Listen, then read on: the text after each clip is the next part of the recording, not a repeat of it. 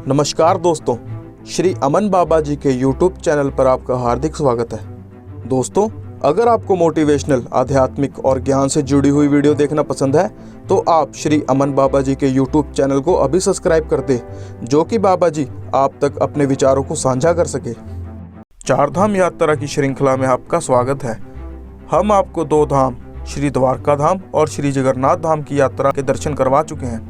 यदि आपने श्री द्वारका धाम और जगन्नाथपुरी की वीडियो नहीं देखी है तो आप डिस्क्रिप्शन में जाके इस वीडियो को देख सकते हैं।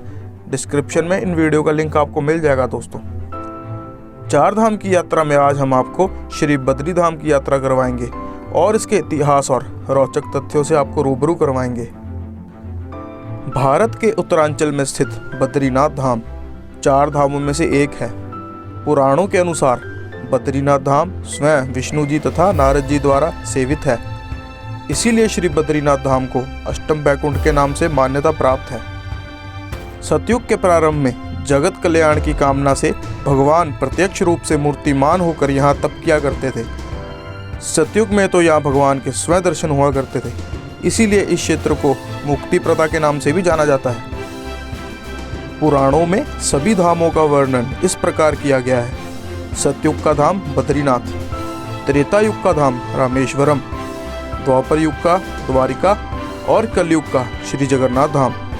इसलिए सर्वप्रथम बद्रीनाथ जी को श्रेष्ठ धाम कहा गया है। बद्रीनाथ धाम नर और नारायण पर्वत श्रृंखला के बीच में स्थित है।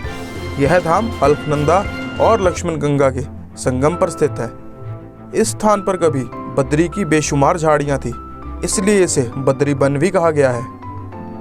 बौद्ध धर्म की स्थापना के बाद चीन ने भारत पर आक्रमण किया और बद्रीनाथ को नष्ट भ्रष्ट कर दिया।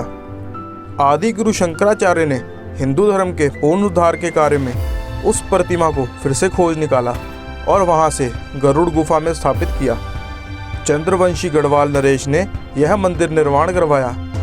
इस मंदिर पर इंदौर की रानी अहिल्याबाई ने सोने का शिखर चढ़ाया था। दक्षिण में केरल के एक वंश के ब्राह्मण ही इस प्रतिमा को छू सकते हैं तथा जगन्नाथपुरी के तांबे के कड़े बद्रीनाथ में चढ़ाए बिना भारत की तीर्थ यात्रा पूरी नहीं होती। बद्रीनाथ मंदिर भगवान विष्णु को समर्पित है। कहा जाता है कि एक बार भगवान विष्णु किसी संकट के समाधान के लिए यहाँ ध्यान में विलीन थे, तो उनकी पत्नी माता लक्ष्मी देखती है कि यह स्थान एकदम बंजर है, तो वह भगवान विष्णु को छाया देने के लिए बद्री का पेड़ बनके उनको छाया देती है, इसलिए इसे बद्रीनाथ भी कहा जाता है। मंदिर के अंदर आपको भगवान की मूर्ति बैठी हुई अवस्था में मिलेगी। यह इसलिए कहा जाता है क्योंकि भगवान विष्णु आज भी वहाँ पे तपस्या की मुद्रा में विलीन है। कहा जाता है बद्री नारायण की पूजा 6 महीने इंसान करते हैं और 6 महीने देवी देवता करते हैं, इसलिए यह मंदिर 6 महीने के लिए बंद रहता है। दीपावली से चैत्र पूर्णिमा तक यह मंदिर बंद रहता है। यहाँ हिमपात और कड़ाके की ठंड बहुत पड़ती है, इसलिए भी यह मंदिर 6 महीने के लिए बंद कर देते हैं। इन दिनों श्रद्धालु भगवान बद्रीनाथ की प्रतिमा को आदि गुरु शंकराचार्य द्वारा स्थापित ज्योतिर्मठ में ले जाते हैं, जो हिमालय पहाड़ के नंदा देवी जीव मंडल आरक्षण क्षेत्र में स्थापित है। भगवान शिव से लेकर नर नारायण, विष्णु से लेकर वेद व्यास और भगवान गणेश से लेकर पांडव तक सभी इस पवित्र भूमि में आए और यहाँ उनके अस्तित्व के निशान को इस क्षेत्र ने ऊपर उठाया। धरती का 8वां बैकुंठ बद्रीनाथ धाम, यहाँ भगवान 6 महीने आराम करते हैं और 6 महीने जागते हैं। कहते हैं भविष्य में हमें बद्रीनाथ धाम के दर्शन नहीं होंगे, क्योंकि माना जाता है जिस दिन नर और नारायण पर्वत आपस में मिल जाएंगे उस दिन बद्रीनाथ का मार्ग पूरी तरह से बंद हो जाएगा। भक्त बद्रीनाथ के दर्शन नहीं कर पाएंगे।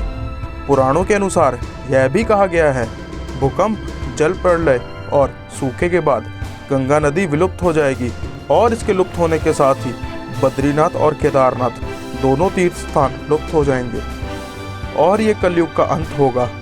इसके लुप्त होने के साथ ही भविष्य में भविष्य बद्री नाम का एक धाम प्रकट होगा।